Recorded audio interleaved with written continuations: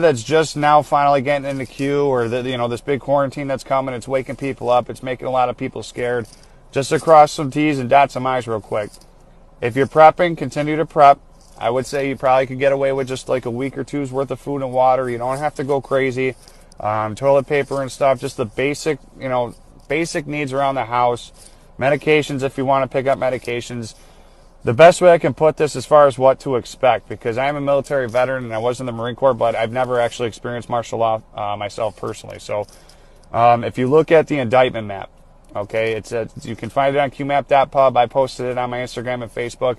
If you lay the Q map for the indictment list that we have, there's over 147,000 grand jury sealed cases ready to go that have been stacked since 2017 when Q first posted and John Durham was first appointed by Jeff Sessions. So that's where that information is coming from. If you lay the indictment map right over the coronavirus the outbreak map that they have, it's an exact replica. And if you notice in the news, most of the people that are coming down with this virus are high-powered elites, Hollywood, CEOs, actors and actresses, media personalities, political personalities. It's all the big name people that seem to be catching this virus and that are really causing the hysteria. And even Bill Gates today, that was a huge breaking news story. He's stepping down as CEO of Microsoft. The Pentagon is reviewing their contract that they had with Microsoft, which is important because originally it was going to be between Microsoft and Amazon. Now, Amazon is owned by Jeff Bezos, who also owns the Washington Post, which is a huge fake news outlet, as we know. So when the Pentagon scrubbed Amazon and chose Microsoft, that was big because Amazon already has a $500 million CIA contract for data cloud sharing, which is important because your data, your personal financial data, it builds a personal profile of you online that creditors and marketers and all these people can continually flood you with ads for products that you are only talking about. So not only is your phone spying on you and processing all that information and taking all of your data and giving it to third-party vendors, that's why when you're talking about a product or a service with some friends and then you go on your phone, it's the first thing that pops up. That's why we call it the Matrix, because they want to keep you in a constant state of consumerism by pounding you with things that that they know that you're interested in. So you just keep spending money, keep locking yourself in that mindset of consumerism and entertainment. I'm digressing a little bit, but I just want to put that out there so that people know why the data sharing is so important, why these contracts with the CIA are so important, and why this contract being reviewed now by the Pentagon with Microsoft is so important.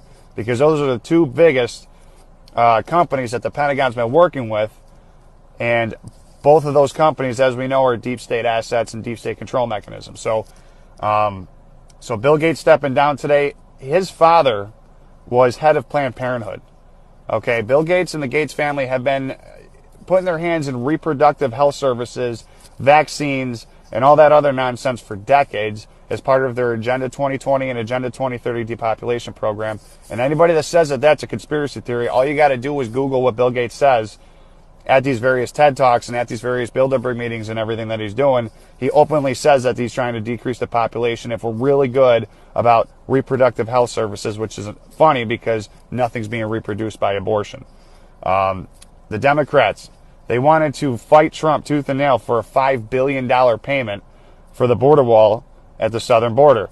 But if you notice, recently, in the last few days, Chuck Schumer and the Democrats proposed an $8.2 billion bill to fight the coronavirus. And if you notice, Pelosi also tucked in a $1 billion federal program or grant for abortion. That has nothing to do with the coronavirus. Anybody with logical sense and common sense can see that. And anybody that's been following Q for a while knows the true story behind abortion and why that's relevant. But it's important to connect the two because the Democrats are the one that threw the abortion part into the funding bill for the coronavirus.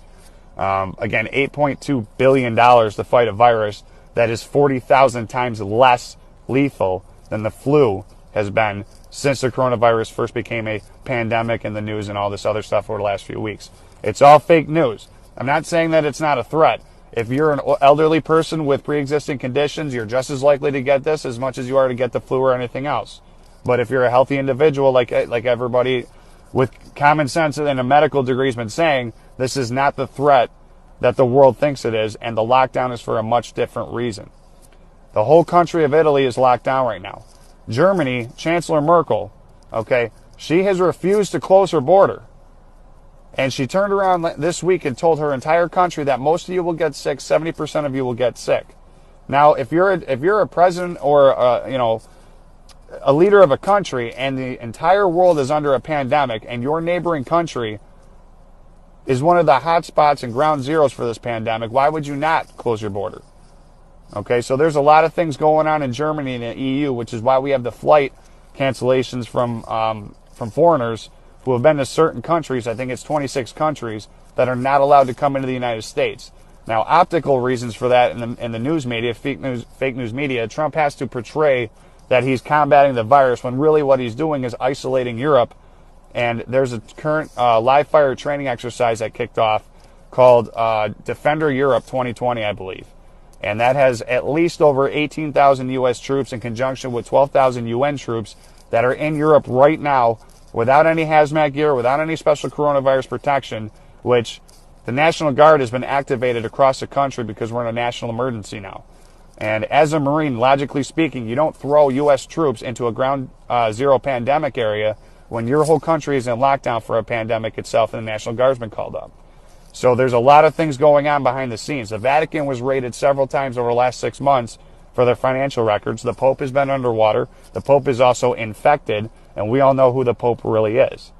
So this is a military operation. We are rounding up the deep state as we speak. Everybody that's getting the coronavirus and exiting the public view is doing so under the guise of quarantine.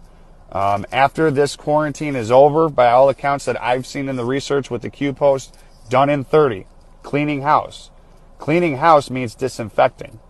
You're disinfecting your house. The virus is the deep state. The virus is the storm. And we took the deep state virus that they were going to launch against the public. And we took that panic and we took that method and we flipped it, and we're basically just reversing the outcome. If Hillary Clinton had been elected, the pandemic would be an actual pandemic. You would actually see weaponized 5G across the world. You would see the coronavirus being way more weaponized and way more lethal. So a lot of reports that have been coming out of China have been super scary, and they've also been super calming. I think I posted a video where Wuhan city residents were actually screaming outside their apartment building saying, it's all made up, this is all fake. So personal discernment with all this stuff. But this is it. This was a long time coming. The Fed is being restructured as we speak. We're putting a halt on payroll taxes. The Fed also introduced a whole 0.5 point reduction in rates, which I think our rating from the Fed was only like 1.75% or 2% or something like that. So a 0.5 point drop is absolutely huge. And the Fed is actually just literally pumping $1.5 trillion into the economy as a stimulus to be able to weather the corona lockdown effects across the economy. Small businesses are going to get federal grants, are going to get zero interest loans. So the president is trying to make sure that the people and small businesses and the economy doesn't suffer while National Guard is called in. Martial law is going to be called in eventually. Again, just look at the COVID-19 map and look at the indictment map. Those are the areas that you should most be concerned about. If you're not in a high target area, I wouldn't worry. I would still prep. But this is the storm. We've been preparing for this for 2 years now, at least. And we're going to do the best that we can to try to update you. I'm going to start kicking off podcasts again because there's just so much going on. I don't want to keep blasting your news feeds with articles every 10, 15 minutes. And I know there's a lot of people out there with questions, and people like the explanation a little bit more than just reading the post by themselves. So this is a very exciting time to be alive. It really is. And if everything pulls out the way that we think it does, guys, this is just the very beginning of a complete year of 2020 vision for 2020. And we're going to watch the entire old guard be systematically destroyed, and we get to watch in real time. So be proud that you're awake. Be proud that you're paying attention. We made it through all the fake news. We made it through all the naysayers and all the abuse that we took over the years, and it's going to be worth it. And already people are blowing me up. It's been not, and I know every other non out there too. I have so many normie friends and family members now that are actually just asking my opinion. Whether they believe me or not is irrelevant, but the fact that they're asking questions, again, this is huge. So have a great night.